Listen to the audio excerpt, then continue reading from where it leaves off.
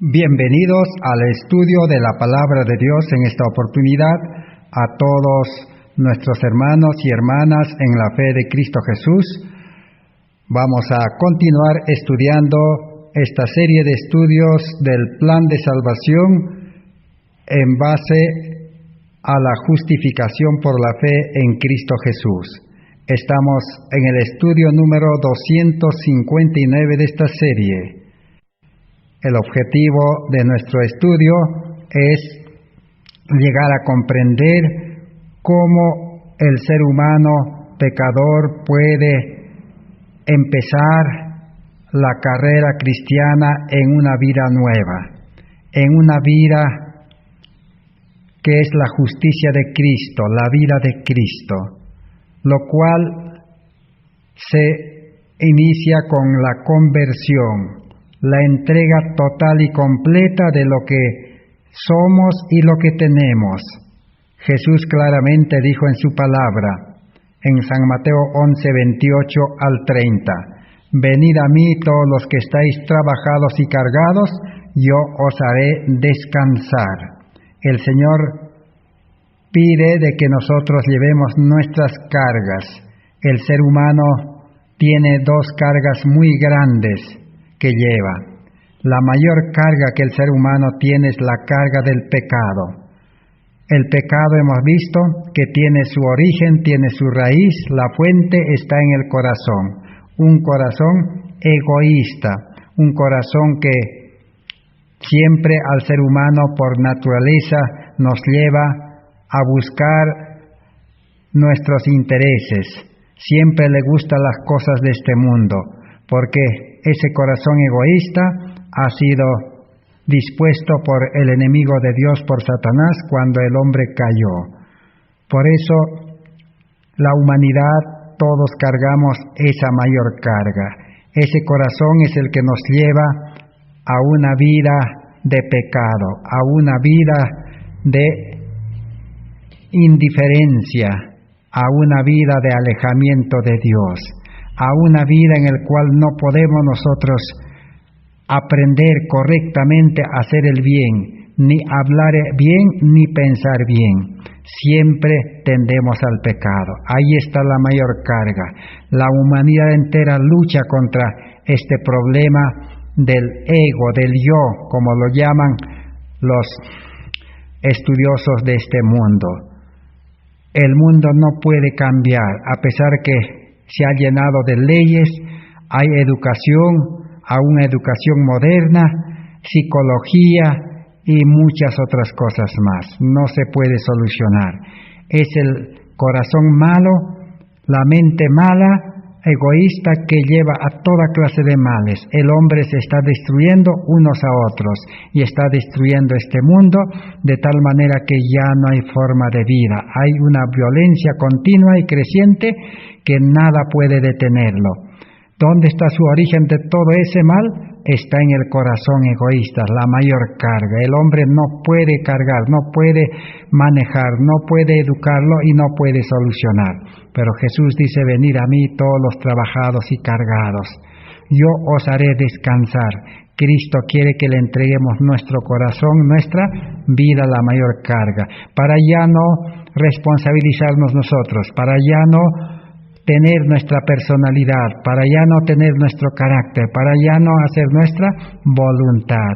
Ahí está la primera mayor condición que Dios pide para empezar la vida cristiana y para garantizar de que el hombre no vuelva a actuar humanamente, carnalmente, para que siga pecando.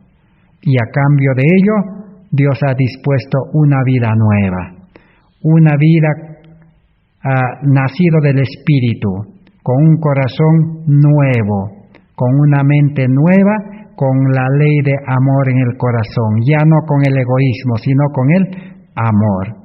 Pero tenemos la segunda carga. La segunda mayor carga son todo lo que el ser humano tiene en este mundo, todo lo que ha adquirido desde nacimiento hasta el día que uno toma la decisión de entregar su vida a Cristo. Durante todo ese periodo de existencia, El ser humano pues ha desarrollado talentos, habilidades, tiene educación, profesión, tiene una mente llena de conocimiento de este mundo. Y no solo esto, ahora tenemos también los bienes externos. El ser humano ha acumulado pues bienes de este mundo, dinero, trabajo, casas, tierras, propiedades y todo un sinnúmero de bienes de este mundo. También el Señor Jesús quiere que el pecador pueda entregarle esa carga. O también se llama los afanes de este mundo, de este siglo. El objetivo que el ser humano tiene en este mundo es todos los días afanarse en comer, en beber, en trabajar y en la vivienda. Todas estas necesidades son afanes de este mundo, que no le permiten servir a Dios, que no le permite consagrarse a Dios, que son los que le llevan también al pecado. Externamente lo llaman al pecado y le llevan a la tentación. Así que dos grandes cargas que el ser humano tiene. Si el ser humano llega, dice, al pie de la cruz, entrega estas dos cargas grandes, entonces Jesús puede entrar al corazón. Ya la puerta del corazón ya no está trancado, ya no está cerrado con las cosas de este mundo. Dice que las cosas de este mundo están en la puerta amontonados, de tal manera que no van a dejar abrir la puerta del corazón. Y el corazón está lleno de egoísmo de la otra carga. Pero si el ser humano dice, renuncia, está dispuesto a dejar, a quedar como un muerto que ya nada tiene que ver con esas cosas, entonces Cristo comienza a hacer la limpieza. Y Cristo comienza a crear una nueva vida. El Espíritu Santo engendra una nueva vida con el carácter, con la imagen de Dios. Y el nuevo creyente nace a una vida nueva. A eso se llama conversión, nuevo nacimiento. Pero como hemos dicho, entregar las cargas, el yo y todo lo que tenemos, es morir al yo, considerarnos ya muertos al yo, al ego, a nosotros, carnales, seres humanos pecadores, e iniciar una vida de salvación. Ese es el plan de salvación conforme se presenta en el último mensaje de misericordia al mundo, ese mensaje precioso que vale más que cualquier cosa en este mundo, justificación por la fe en el garante Cristo. Que Dios pueda dirigirnos, que Él sea nuestro Maestro, el Espíritu Santo sea nuestro Maestro personal. Apenas aquí nosotros transmitimos las palabras de Dios y humanamente tratamos de someternos y confiar en Dios para que sus palabras puedan llegar, tal como el Espíritu Santo lo reveló. Pero comprender estas palabras de tanto valor, de tanto significado, de tanta preciosidad, depende del Espíritu Santo que pueda influir en nuestra mente, en nuestro corazón, en nuestra vida, y podamos llegar a comprender y darle el valor correspondiente. Como dice Apocalipsis 3, 14 al 18, es el oro afinado en fuego que necesitamos, es el amor y la fe. Si nosotros encontráramos a Cristo, que es la perla de gran precio, dice, o también dice, es el tesoro escondido, la mina escondido que encontró un buscador. Y en ambos casos, el que busca la perla que encontró y el que busca el tesoro escondido que encontró, ¿qué hizo? Se humilló, estaba dispuesto a dejar su lugar donde vivía, su casa, todas las cosas que tenía. Dice, lo vendió todo, se deshizo todo, renunció a todo y vino a comprar el campo donde estaba el tesoro escondido, la mina, o compró la perla de gran precio, para ahora explotarlo, para poder disfrutarlo, para poder utilizarlo, para beneficiarse. Así es la vida cristiana, dice. Entonces, esa vida cristiana es como si nosotros, al comprender este Evangelio de salvación, que costó tanto la vida del Hijo de Dios, si nosotros encontramos, comprendemos completamente el plan de salvación, entonces es como si hubiéramos encontrado esa mina de la salvación, mina de la verdad, una mina que soluciona nuestra vida física, mental, espiritual y nuestra vida en este mundo. Pregunto, hermanos y hermanas, me pregunto también a mí, cuando un ser humano en este mundo encuentra una mina, allí en los lugares más alejados de la tierra, en las cumbres, en las montañas, encuentra una mina de oro. ¿Qué hace aquella persona que encuentra una mina de oro? Quizás con algún detector moderno, yo no sé, pero encuentra una mina que se puede explotar durante años. Oro, plata, cobre. Entonces, ¿esta persona qué hace? ¿Será que esa persona actúa egoístamente, solo se queda en esa mina y vive con ese mineral? No, porque el ser humano no puede comer oro, ni plata, ni cobre, nada. Pero esos metales tienen mucho valor. Entonces, ¿qué hace? Esta persona, por naturaleza, aún siendo egoísta, va y busca su familia, busca amigos, busca socios y a la final hasta busca trabajadores para pagarle bien. O sea, anuncia, comunica y lleva a cuánto personal pueda llevar. Hace años atrás yo conocí a un amigo adventista que le hicimos tratamiento con medicina natural, alimentación, baños a vapor, baños de hipertermia, porque estaba ya con reumatismo, porque él había trabajado en la mina, en una mina llamada Rinconada en las alturas, donde está nevando, donde el frío está bajo cero y le estaba dando el reumatismo. Y él tuvo que dejar la mina y venir, y aprendió la alimentación, los baños, y se mejoró. Aún llevó hermanos que eran vegetarianos, cocineros, para que le preparen. Pero este hermano pues tenía 300 trabajadores. Así entonces el que encuentra una mina, avisa, anuncia, lleva a las personas, beneficia a otras personas. Entonces me pregunto y les pregunto, si nosotros encontramos a Cristo, que es la mina, el carácter de Cristo que podemos tener, que es la mina, el perdón que podemos tener, la vida eterna que podemos tener, la salud física, mental que podemos tener, y la más preciada vida espiritual, el mayor milagro, ser creados, nacer como Adán y Eva, tener la segunda oportunidad. Si llegamos a este punto, ¿qué haríamos? No nos quedaríamos escondidos en la casa ni en el lugar que vivimos. El amor, esa vida, esa mina que es Cristo, saldríamos disparados. El amor nos impulsaría, nos constreñiría para poder anunciar al mundo que hemos encontrado esa mina. Y esa mina es de gracia para todos. No es como una mina terrenal que el que encontró se adueña.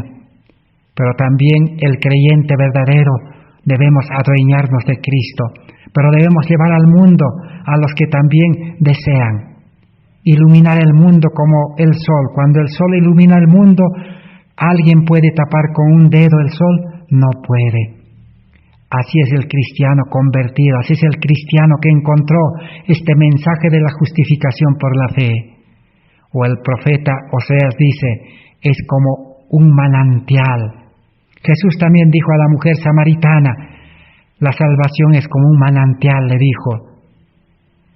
Si uno acepta a Cristo, al Mesías, al Salvador, acepta el carácter de Cristo, el nacimiento, acepta morir al mundo, a las cosas del mundo, vivir como muerto para las cosas del mundo, ciego para las cosas del mundo, y vivir para Cristo, para la vida eterna, es como recibir la fuente del amor, la fuente de agua que salta para vida eterna.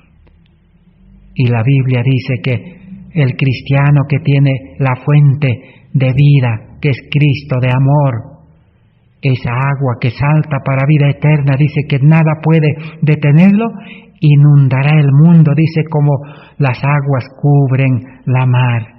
Ese es el fuerte pregón. O el sol que iluminará, de Apocalipsis 18:1. Ese es el fuerte pregón, con el poder del Espíritu Santo de la lluvia tardía. Ese es el objetivo de este estudio que estamos realizando. Si por la gracia de Dios y por nuestra entrega llegamos a llegar a ese punto, entonces seremos uno de los mensajeros, uno de los instrumentos en las manos de Dios. Dios pondrá, dice, las palabras, Dios abrirá el camino, Dios allanará los obstáculos. En tiempos difíciles este evangelio se predicará, porque en tiempo de paz no lo hemos podido hacer. Que Dios pueda bendecir este propósito, este deseo, este anhelo de cada uno de nosotros que participamos de este estudio. Hoy vamos a entonces continuar nuestro estudio. Estamos estudiando entonces cuáles son los sencillos pasos que debemos dar. 12 pasos hemos dividido. Son mucho más, pero lo hemos reunido en 12. O también se llaman los requisitos, las condiciones. Hay que llenar esos requisitos. Entre esos requisitos para empezar la vida cristiana y tener esa vida santa, esa vida limpia, pura, consagrada, no hay ningún requisito que diga tienes que obedecer primero la ley o tienes que obedecer la Biblia. La Biblia dice que tienes que hacer esto, aquello, cumplir esto. No hay ninguna condición de esa naturaleza. Pero el cristianismo moderno, el mundo religioso, lo ha cambiado, lo ha pervertido, dirigido por el enemigo de Dios este evangelio, y lo ha llenado de condiciones que no corresponden en ese lugar.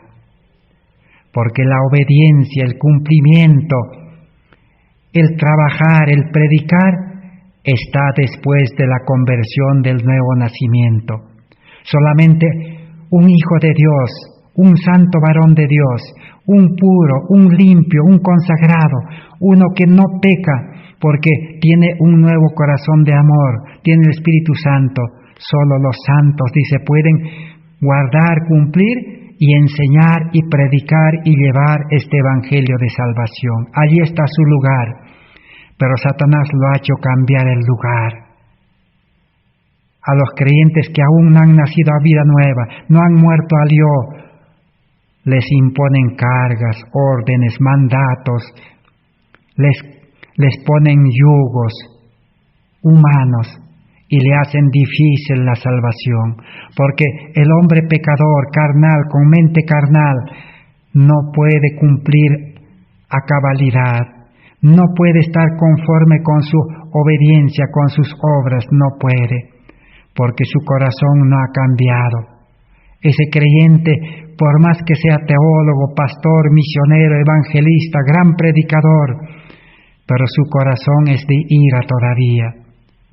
Se molesta, no respeta a nadie, es colérico, explosiona, suelta palabras que golpean, tiene enemigos y no tiene paz. Vive pues en estrés, nervioso. Así no se puede vivir la vida cristiana. Ese no es el plan de Dios para rescatar al hombre. Esa es una salvación falsa que Satanás ha tratado de acomodar estos males en la vida religiosa. que Dios pueda liberarnos, porque la luz de la justificación por la fe nos muestra esas cosas y nos muestra el verdadero camino angosto. Porque por la puerta angosta y el camino angosto no entran las cosas de este mundo, ni las riquezas, ni los afanes, ni la sabiduría de este mundo, nada entra. Si usted es profesional, si usted es un hombre grande en este mundo, su profesión, su grandeza, su sabiduría no le va a librar en estos días finales. Necesita desaprender, desechar como Moisés. Moisés, el hombre más educado de este mundo, podemos decir, en Egipto. Pablo también educado, especialmente en la religión. Ambos tuvieron que desechar, desaprender y aprender de nuevo en la escuela de Cristo. Moisés aprendió durante 40 años. Pablo aprendió durante 3 años. En la escuela de Cristo, el Espíritu Santo fue su único maestro. El ser humano necesita maestros humanos cuando no ha aceptado a Cristo, cuando no ha muerto al yo, cuando no se ha convertido, no ha nacido a vida nueva. Ahora sí todavía necesita maestros. Dios mandó pastores, misioneros, teólogos, mensajeros para los que están sin Cristo, sin esperanza en este mundo. Todavía los que no han empezado la verdadera carrera cristiana, ellos necesitan mensajeros. Así como Dios ha provisto también la ley para llamar a los pecadores, la Biblia para llamar a los pecadores, los testimonios para llamar a los pecadores, llevarlo a Cristo. Esa es su función, igual que los mensajeros, y los mensajeros pueden utilizar también esos materiales. Pero no para imponer normas, leyes, mandatos, cargas, yugos, porque eso impide, dificulta la salvación, lo hace una carga. A la final, ni el mensajero entra, ni deja entrar a la vida eterna a los pecadores. Por eso ahora estamos estudiando ese estudio exactamente, reconocer nuestra condición, que somos pecadores. Externamente parecemos santos, buenos, pero internamente somos pecadores. Debemos conocer la fuente del pecado, los pecados del corazón, para el verdadero arrepentimiento que solo Cristo nos puede dar por su Espíritu Santo. Porque el pecador que tiene una vida malogrado no puede funcionar bien, no puede arrepentirse correctamente. Su arrepentimiento, dice, es a medias. Necesitamos aceptar el llamamiento que era el primer paso. El segundo paso, conocer lo que ahora estamos estudiando, la teoría, la palabra de Dios, para que nos lleve a Cristo. El tercer paso era la humillación, o la fe verdadera. Necesitamos fe, necesitamos humillación, y ahora estamos en el quinto paso, el arrepentimiento. Pero todavía vamos a aprender qué pecados más hay que el hombre no se puede liberar. Tiene que entregarlo a Cristo todo para que Cristo nos libere. Por ejemplo, Dios liberó al pueblo de Israel de la esclavitud, del trabajo de este mundo. Ellos trabajaban para Faraón, para el gobierno, y solo recibían para comer. Pero Dios lo liberó. A los que también trabajamos para el mundo, para las empresas, para las compañías, para el gobierno o para cualquier otra persona, somos esclavos. Y Cristo nos puede liberar. Pero la mayor esclavitud voluntaria que existe, hermanos, hermanas, jóvenes, señoritas, hay que despertar. La mayor esclavitud que uno mismo se somete voluntariamente y hasta día y noche trabaja, es buscar el dinero, buscar trabajo, estudiar para tener una profesión. Los estudiantes dice que queman la cabeza, hasta humo les sale de la cabeza por estudiar tantos libros que hay en este mundo, que a la final no van a solucionar la vida en este mundo. Los trabajadores trabajan día y noche con todas sus fuerzas, se sacrifican, pero para recibir míseros sueldos. Los empresarios también ganan mucho dinero en las empresas, en los negocios, pero a costa de la explotación de los trabajadores. Y Santiago dice que su vida de esto será triste, porque llegará un día en que arrojarán, botarán el oro, la plata, el dinero que han logrado a costa de sus prójimos. Entonces no hay esperanza en este mundo.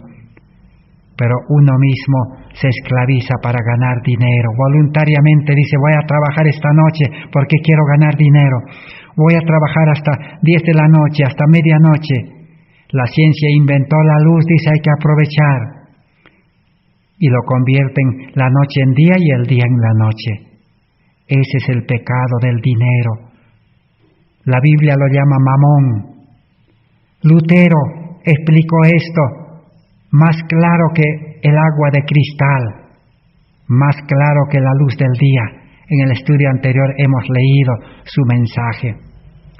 Lutero nos dice que eso es riqueza de maldad.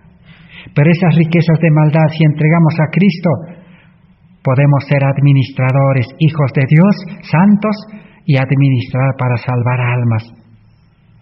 Y esas almas salvadas nos darán la bienvenida en el cielo. Nos dirán gracias al hermano tal que me trajo el mensaje, que me enseñó a encontrar la mina, la Cristo, la vida espiritual, la salud física. Todo me hizo encontrar gracias. Y el creyente que utilizó estas riquezas de maldad dirá, gracias Señor, la gloria es a Cristo. Yo no he sido porque yo he estado muriendo a la carne, al yo, sino Cristo ha obrado en mí. La gloria es a Cristo. Los 144,000 darán toda la gloria a Cristo, al Cordero dirán, no a nosotros, sino a Cristo, porque el hombre no ha hecho nada, porque es pecador, y a la final la vida humana terminará cuando termine el mundo, la vida en este mundo. A la venida de Cristo en la resurrección terminará este cuerpo corruptible carnal. Hasta ahí tenemos que luchar con el yo. El yo va a seguir hasta allí. Por eso necesitamos estudiar este mensaje y comprender. Cuando comprendamos, el diablo dice habrá perdido su poder. Entonces, ¿qué hacer con el dinero? Vamos a leer algunos párrafos que nos pueden enseñar todavía lecciones del dinero. En Hogar Cristiano, página 348, ¿qué dice? Dice así: ojalá, dice, pudiera hacer comprender a cada uno cuán grave es el pecado de malgastar el dinero del Señor en necesidades imaginarias. Cuando sesione el juicio y los libros sean abiertos, se os revelará el lado de las pérdidas y el bien que podríais haber hecho con las blancas o el dinero acumulado y las sumas mayores que gastasteis en fines totalmente egoístas. El verdadero cristiano no hace estos gastos superfluos, gastos en vano, gastos en comodidades, porque tiene el Espíritu Santo que le lleva para invertir en llevar este Evangelio, en salvar almas. Vamos a leer ahora en este libro, Joya de los Testimonios, tomo 1, página 229, que nos enseña acerca de las cosas de este mundo. Una gran verdad. Dice así: muchos de los que profesan ser cristianos se entusiasman por empresas mundanales y se interesan por diversiones nuevas y excitantes, mientras que su corazón parece helado ante la causa de Dios. He aquí, pobres formalistas, un tema que tiene suficiente importancia para excitarte. Entraña intereses eternos. Es un pecado permanecer sereno y desapasionado ante esta situación. Es un pecado, entonces, dejarse llevar Absorbe el tiempo por las empresas mundanales de este mundo. Al ser humano carnal, a Dios le gusta tener empresas, negocios, pero es un pecado, dice, grave. A otros les gusta, dice, las diversiones nuevas y excitantes de este mundo, la tecnología y todas las demás cosas. La tecnología, la ciencia, es la ciencia del bien y del mal. Nada es bueno. Aún este medio de internet que utilizamos, los celulares, computadoras, tampoco es bueno. Ahí está la ciencia del bien y del mal. Todos los aparatos, toda la tecnología tiene algo de bueno y mucho de mal. Ya las noticias andan por allí. El celular enferma. Hasta puede enfermar con cáncer. Todos los aparatos traen enfermedad. Entonces las diversiones están en base a esos. Por eso no son buenas. El cristiano profeso que participa de esas cosas es un pobre formalista, una religión de formas externa. La religión lo tenemos como máscara, dice. Pero en la crisis, en la angustia, la máscara se nos caerá y no podremos hacer nada. Por eso este mensaje viene a tiempo para despertarnos y para llamar a nuestra conciencia, para no permanecer, dice, tranquilo ante estas cosas que son pecado también. Hay una advertencia en el mismo libro Joyas de los Testimonios, tomo 1, página 522. Esta es la advertencia, la sentencia. Pero, como en el caso de Meroz, la maldición de Dios descansa sobre ellos por lo que se habían hecho.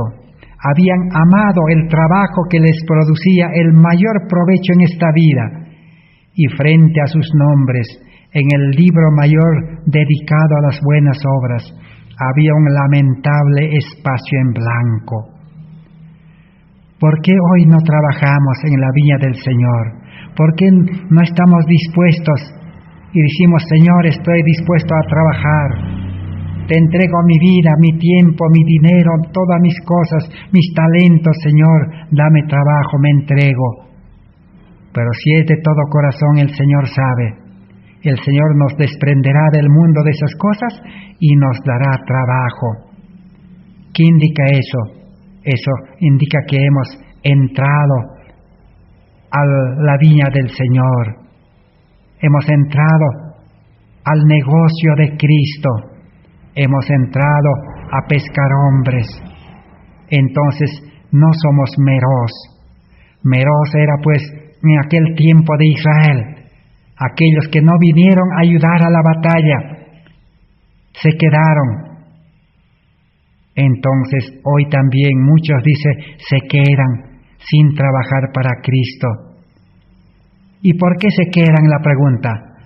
Dice, han amado el trabajo que les da el mayor provecho en esta vida. Aman su trabajo, no quieren perder su trabajo, su empleo, su negocio. El estudiante no quiere perder su estudio, a pesar que sabe que ese estudio no le va a salvar, no le va a solucionar, ni siquiera la vida de los últimos días que tengamos que vivir en este mundo. Pero Cristo ofrece una educación mejor. Al que quiere trabajar, Cristo lo capacita, lo lleva al desierto, al campo, a los lugares tranquilos para prepararlo. Quizás 1 mes, 2 meses, 6 meses, 1 año, 2 años, 3 años, 5 años, 10 años. Aquí el que les habla por la gracia de Dios, hemos estado un promedio de 10 años en el campo. Y ya no podíamos quedar en el campo. Y nos hemos encariñado con el campo también, porque el campo parece el Edén, porque produce frutas, verduras, no falta nada. Pero el mensaje que hemos aprendido, el Señor nos enseñó. El mensaje nos impulsó. Nos dijo, no pueden quedar aquí con esta mina de la verdad, Con estas palabras de vida no se puede quedar enterrado en el campo. Ahora tienen que salir. La palabra de Dios nos llamó a nuestra conciencia, a nuestra mente, día y noche. Y estamos aquí aprendiendo en la práctica con los enfermos. Y al mismo tiempo también tratando de transmitir la palabra hablada de Dios. Y yo creo que Dios tiene muchas cosas mayores preparadas para cada uno de los que participamos de este estudio. Entonces, dejemos ya de confiar en las cosas de este mundo para que nuestra fe pueda nacer en las cosas de Dios. No se puede creer en dos cosas, porque Adán y Eva, por creer en el enemigo de Dios y por creer en Dios, se perdieron. Ahora tenemos otro pecado que se pasa por alto. Se llama los chismes. Cuéntame y te contaré. El ser humano carnal, natural, le gusta que le cuenten los cuentos. Por eso han inventado cuentos, novelas, libros. Como las ranas de Egipto han llenado el mundo, los cuentos, las filosofías. Pero también en el cristianismo existe contar la vida de otros cristianos, todo lo malo. ¿Qué dice Jeremías 20:10? Ahí está la advertencia. En Joya de los Testimonios, tomo 2, página 83, allí nos dice lo siguiente. Dice, este pecado no debe ser tolerado entre los que siguen a Cristo. Ningún padre cristiano debe permitir que se repitan chismes en el círculo familiar, ni palabras despectivas para los miembros de la iglesia. No debe tolerarse este pecado de hablar mal de otros, de contar la vida de otros. Es porque Cristo no mora en nosotros, no hay Espíritu Santo que nos haga recordar la palabra de Dios para contar. Así es la vida del ser humano. El ser humano habla mal de los demás y los demás hablarán mucho más mal de él también, porque el que siembra cosecha es otro pecado. Si todavía tenemos estos pecados que hemos estudiado, necesitamos buscar al que soluciona estos pecados. Es Cristo el médico de los médicos y el Salvador que puede cambiar nuestra vida. Nuestra vida ya está viejo, no sirve. Así como el mundo ya está viejo y Cristo hará nueva todas las cosas, así quiere hacer nueva nuestra vida. Otro pecado también que muchos desconocen. Consejo para Maestros 282. Esto es para los sabios intelectuales de este mundo. Dice así: recargar la mente es un pecado tan grande como recargar los órganos digestivos. Los estudiantes de este mundo recargan la mente. Y cuando terminan sus estudios y cuando ya comienzan a trabajar, se enferman. Porque de cada 10 enfermos, 8 o 9 son enfermos mentales en este mundo. El 80-90% de enfermos en el mundo son enfermos mentales, porque han abusado de la mente en llenar tanto conocimiento que no sirve. El apóstol Pablo dice es basura. Y Pablo todavía lo llamó basura al conocimiento religioso de los fariseos, doctores de la ley, que enseñaban mezclado la fe y las obras. Mezclaban la verdad con el error, evangelio pervertido, que no salva, que no cambia vidas, que no da poder, que no lleva a Cristo. Necesitamos pedir a Dios que nos dé una mente nueva, porque la mente humana cargada de las cosas de este mundo no valen. Es un pecado tan grande. Veamos otro pecado. Dice, es tan ciertamente un pecado violar las leyes de nuestro ser, como lo es quebrantar las leyes de los 10 mandamientos. Hacer cualquiera de ambas cosas es quebrantar los principios de Dios. Los que transgreden la ley de Dios en su organismo físico tendrán la inclinación a violar la ley de Dios pronunciada desde el Sinaí. Consejos sobre régimen alimenticio, página 18. ¿Es un pecado entonces desobedecer las leyes de nuestro cuerpo, de nuestra vida? Si comemos mal, bebemos mal, vestimos mal, trabajamos mal, descansamos mal, respiramos mal aire contaminado en las ciudades, tomamos agua contaminada, estamos atentando contra nuestro cuerpo. Es un gran pecado, dice, no conocer las leyes. ¿Cómo estamos entonces? Examinémonos si estamos en la fe o no estamos en la fe. ¿Qué nos dice de la salud y la enfermedad? Vamos a ver ahora pecados de la salud y la enfermedad del cuerpo físico. Ya hemos hablado del cuerpo, de la vida espiritual y de la vida mental. Ahora hablemos del cuerpo físico. En el libro Hijas de Dios, página 175, dice: es preciso cuidar el cuerpo, estudiar sus necesidades y preservarlo de un desgaste innecesario. Es un pecado desconocer la forma de cuidar la habitación terrena que Dios nos ha proporcionado. En otras palabras, es un pecado no conocer cómo funciona nuestro cuerpo, qué necesita nuestro cuerpo, cuál es el alimento original. O dicho de otra manera, es un pecado no conocer anatomía, fisiología, higiene.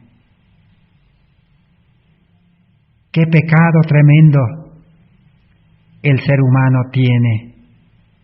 Nadie hoy estudia para preparar alimentos, para cocinar. Nadie estudia para alimentarse. Nadie estudia para cuidar su cuerpo. Pero en la escuela de Cristo es el ABC. Está en el ABC de la educación. Si aceptamos a Cristo y renunciamos al mundo, Cristo nos llevará a su escuela en el campo. Allí el Espíritu Santo es imposible que no nos enseñe. El Espíritu nos enseñará cómo practicar la reforma por salud, cómo cuidar el cuerpo, cómo alimentarse, cómo utilizar la naturaleza y los productos naturales, todo sano, todo limpio, todo puro, para tener un cuerpo limpio, puro y sano. Jesús dice, yo he venido, dice, para que tengan vida en abundancia, hasta que les sobre la vida, donde ni las enfermedades, ni las pestes, ni pandemias, dice, podrán contra ustedes, porque el cuerpo está bien construido. No como aquel hombre insensato que construyó su casa, su cuerpo sobre la arena, que se cae cuando viene la tempestad. No, dice, el Espíritu Santo enseña a utilizar todos los remedios naturales. Los remedios naturales no son medicinas. Hay que comprender que dice remedio, volver al medio, volver al equilibrio, volver al equilibrio, a lo correcto de respirar aire puro, correcta forma de usar el agua, correcta forma de alimentarse, correcta forma de vivir la vida. Eso da buena salud y al enfermo lo sana también. Es el milagro que el Señor ha provisto. Pero desconocer aquellas cosas es pecado. El mundo no enseña. Los médicos, las enfermeras, los nutricionistas, los que estudian cocina, no estudian estas cosas.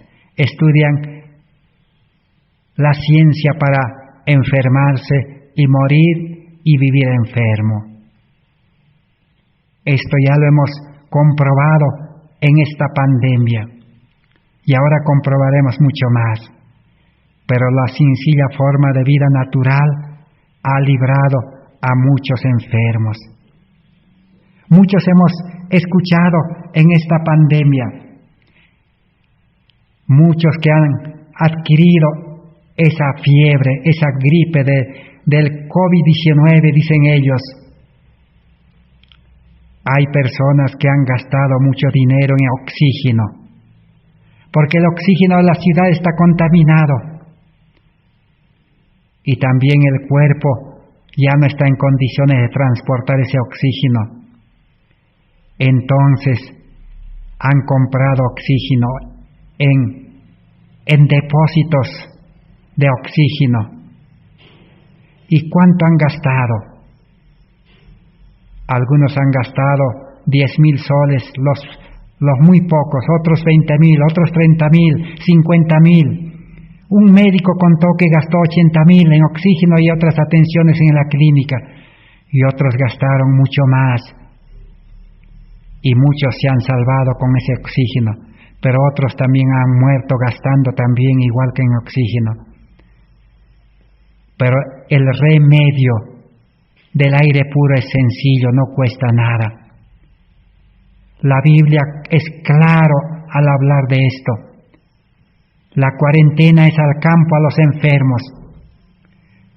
Todo el que tiene la luz, el conocimiento, la sabiduría de Dios, debe enseñar a los enfermos. Y enfermos que saben también estas cosas, ¿qué deben hacer? Deben pedir a Dios: Señor, llévame al campo. Y si usted quiere ayudar a un enfermo, llámelo al campo, llévele al campo y ore al Señor. Ahora sí responderá su oración. Pero si usted ora y no cumple la condición de sacarlo de ese lodo de la enfermedad que es la ciudad, si no lo saca, no va a sanar. Nosotros hemos comprobado en esta pandemia, en el campo, los que tenían el COVID, tenían oxígeno con el marcador 87, y en el campo han estado todavía un 70-80% feliz. Pero en la población estaban como vegetales, como zombies, sin ganas para hacer nada todos los días. Pero en el campo mejoraron, porque aire puro, oxígeno y fe en Dios. ¿Para qué botar dinero, 10, 20, 50, 100.000 soles, dólares, en comprar oxígeno, si el oxígeno está gratis en el campo? Hemos leído hace poco, hay que invertirse dinero en salvar almas, en llevar la comida espiritual, el pan espiritual, y a otros también el pan material. ¿Para qué desperdiciar en esos oxígenos que no van a funcionar? No hay seguridad. En el campo está la seguridad. Es un pecado entonces no conocer estas cosas. Otro conocimiento mucho más poderoso. Necesitamos que nos dé un golpe en nuestro yo, en nuestro orgullo. Consejos sobre salud 37 dice así: es un pecado estar enfermo, porque todas las enfermedades son resultado de la transgresión. Muchos sufren como consecuencia de la transgresión de sus padres. No se les puede censurar por el pecado de ellos. Pero otros, dice, están enfermos porque transgredieron la ley natural. Este es el conocimiento más precioso. Entonces hay dos clases de enfermos. Unos que están enfermos como consecuencia del pecado, de la herencia de los padres de Adán. Pero otros están enfermos porque desobedecieron las leyes de la salud. Han vivido comiendo mal, bebiendo mal, vistiendo mal, trabajando mal, descansando mal, respirando mal. Ahora están enfermos. Es un pecado, dice, estar enfermo. Pero el enfermo no reconoce eso. entonces no se va a sanar, ni Dios no lo puede sanar. Si usted, hermano, hermana, joven, señorita, está enfermo, tiene que reconocer y buscar al médico, aceptar, el médico le está llamando. Y si usted está enfermo, nosotros también, de gracia el Señor nos sanó y le invitamos. Usted puede venir aquí donde estamos nosotros, aquí en el Perú, entre Cusco y Apurímac, Curahuasi, al lado del Hospital Dios Pisuyana. Ahí estamos nosotros. Usted puede venir. Aquí el Señor de gracia le enseñará y le sanará sus dolencias. Si usted acepta al médico de los médicos y comienza a tener fe. Veamos ahora cómo entendían, cómo creían los antiguos religiosos en el tiempo de Cristo. Vamos a leer en el libro Deseado de todas las gentes, página 436. Un falso concepto que hoy también continúa, dice así: es verdad que todo sufrimiento es resultado de la transgresión de la ley de Dios, pero esta verdad había sido falseada por Satanás, el autor del pecado y de todos sus resultados. Había inducido a los hombres a considerar la enfermedad y la muerte como procedentes de Dios, como un castigo arbitrariamente infligido por causa del pecado. Por lo tanto, aquel a quien le sobrevenía una gran aflicción o calamidad debía soportar la carga adicional de ser considerado un gran pecador. Los antiguos religiosos interpretaron así mal la palabra de Dios. Cuando veían enfermos que decían, especialmente a los leprosos incurables, el castigo de Dios. Dios te ha castigado, dice. Presentaban a un Dios malo, a un Dios que castiga. Pero Jesús vino a desmentir eso. Jesús vino a ejemplificar, a demostrar la vida de Dios. El Hijo de Dios se encarnó y su vida era una vida llena de amor. En el carácter de Dios, en lo más íntimo de Dios, de Cristo, del Espíritu Santo, no existe castigo, no existe el obligar, el imponer, el mandar, no existe. Es amor. Hoy en día también muchos piensan así. Cuando uno está enfermo dicen, Dios te ha castigado. O cuando un creyente muere, dicen, Dios le ha dejado descansar, dice. Si Dios le ha dejado descansar, eso quiere decir que Dios le ha hecho que muera. No, Dios no castiga ni con enfermedad ni con muerte, hermanos. Dios es amor. Si uno muere, se busca solo la muerte. Dios a todos le ha dado una vida, como dice la Biblia, de 120 años en lo mejor de los casos. Pero en últimos casos, el libro de Salmos dice, ha dado 80 años, más o menos, con toda aflicción. Hasta ahí Dios ha dado la vida.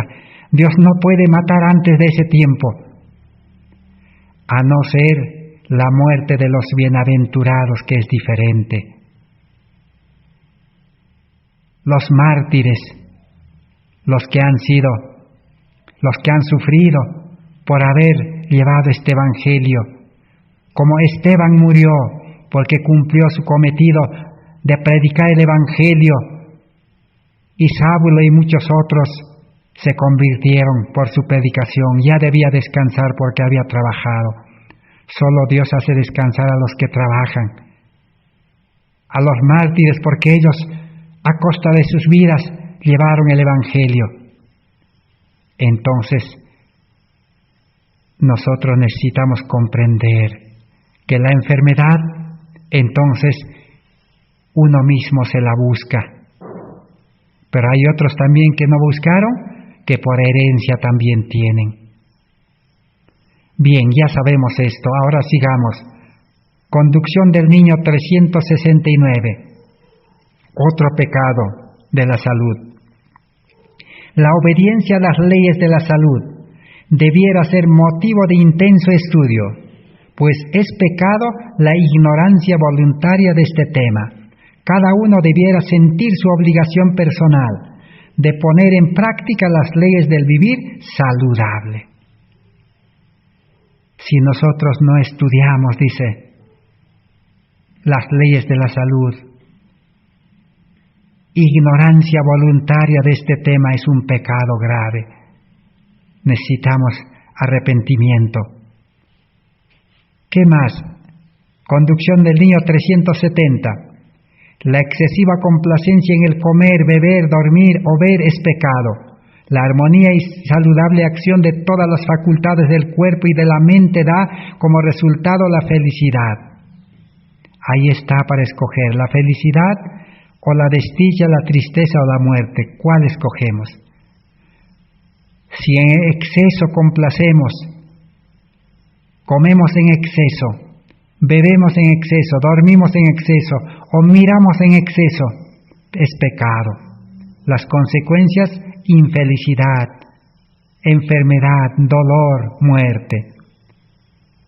Pero ¿quién nos puede dar esa temperancia? Ser medido en el comer, medido en el beber, dormir o ver. ¿Quién? El Espíritu Santo en la nueva vida. No hay otra solución, nuevo nacimiento. Tener el carácter de Cristo, la vida de Cristo. Si tenemos la vida de Cristo, tenemos la mente de Cristo, entonces Cristo no cometía pecados en exceso en el comer, beber, vestir, no. Cristo era temperante en todo, no pecó, dice, fue tentado en todo, pero nunca pecó. Necesitamos a ese Cristo en nuestra vida. Estas cosas no se aprenden por enseñanzas humanas. La enseñanza más segura es el Espíritu Santo. La reforma por su luz del vegetarianismo, necesitamos que el Espíritu Santo nos enseñe en el campo.